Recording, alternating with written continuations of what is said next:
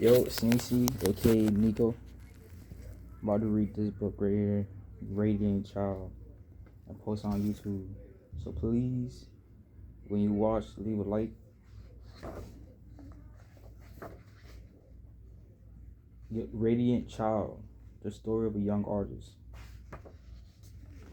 Somewhere in Brooklyn, between hearts that thump, double dutch, and hopscotch, salty mouths that slurp ice, sweet ice, a little boy dreams of being a famous artist. In his house, You can you can tell a serious artist dwells as he sits at a table with pencils scattered everywhere.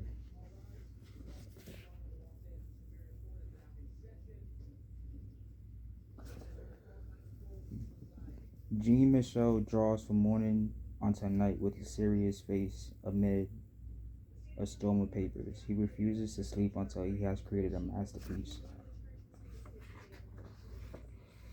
At night, images enchant Jean Michel's mind, and he wakes from his dreams to add more line. His drawings are not neat or clean, nor does he color inside the lines. They are sloppy, ugly, and sometimes weird, but somehow still beautiful. Still beautiful.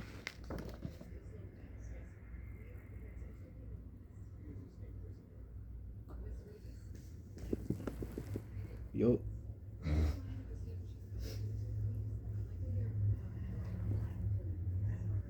his art comes from his mother.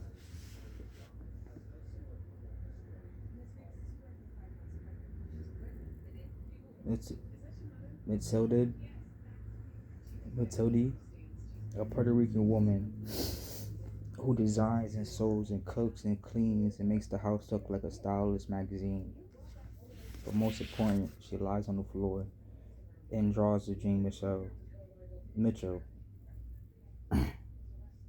Jean Mitchell, on his farm's old work papers. For her, he learns that art is not only in the property in the poetry books she reads to him or in the theaters and museums they visit. Art is the street games, the little children, in our style, and the words we speak.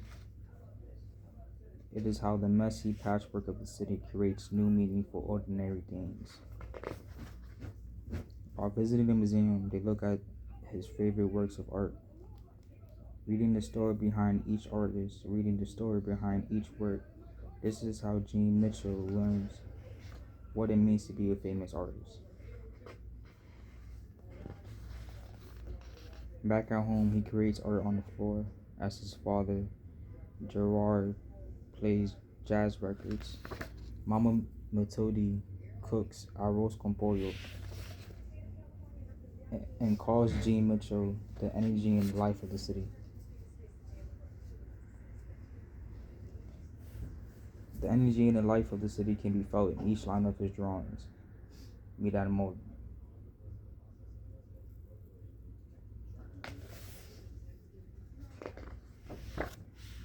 As time goes by, Jean Mitchell learns that art has a healing power. After a car accident, he is scared and confused.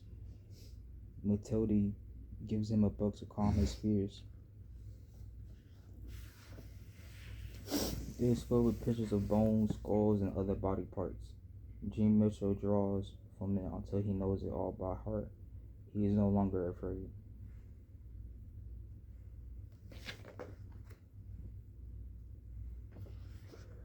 Back at home, Jean Mitchell's body heals, but his heart breaks. His mother mind, his mother's mind is not well, and the family breaks. She no longer lays on the floor and draws with Jean Mitchell, but sits by the window singing along only to birds. Jean Mitchell is confused and filled with the terrible blues that Matilde can no longer live at home.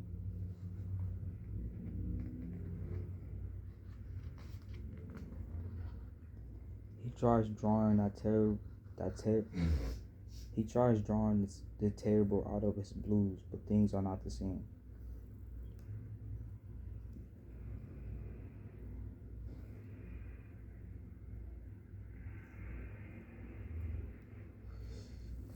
Yo.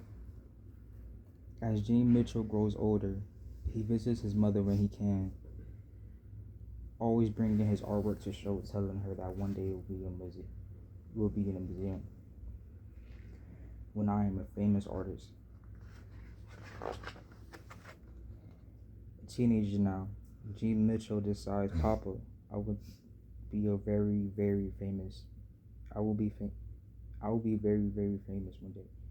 With a sly look and a twinkle in his eye, Gene Mitchell leaves Brooklyn for New York City, the Lower East Side, a concrete jungle where only the tough survive.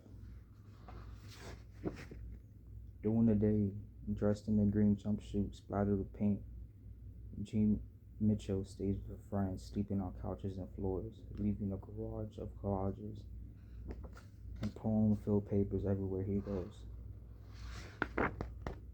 At night, Gene Mitchell spray paints the walls downtown with poems and drawings that catch the eye of artists, gallery goers, and passerby.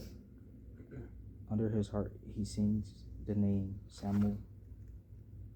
Instead of Gene Mitchell, everyone wants to know who is Samu.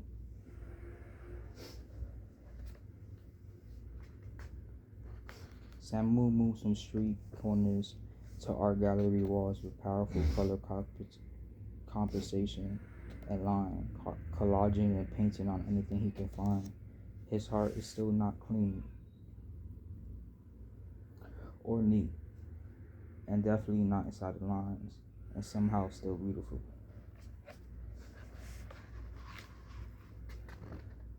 With his magical charm, Gene Mitchell draws a crowd, and when it's time to work, he prefers to be alone with the radio and TV on full blast.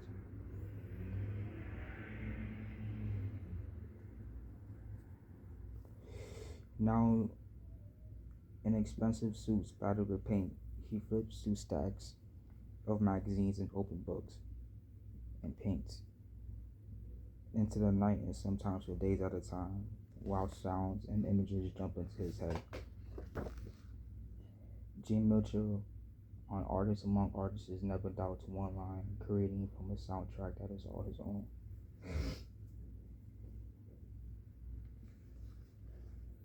People describe him as radiant, wild, a genius child. But in his heart, he is king. He draws crowds for himself and others he admires. A grown man now, with the art world in his hands, Gene Mitchell still visits his mother when he can, and at his most important shows, among all the critics, fans, and artists he admires, the place of honor in his mother, a queen on a throne. He is now a famous artist.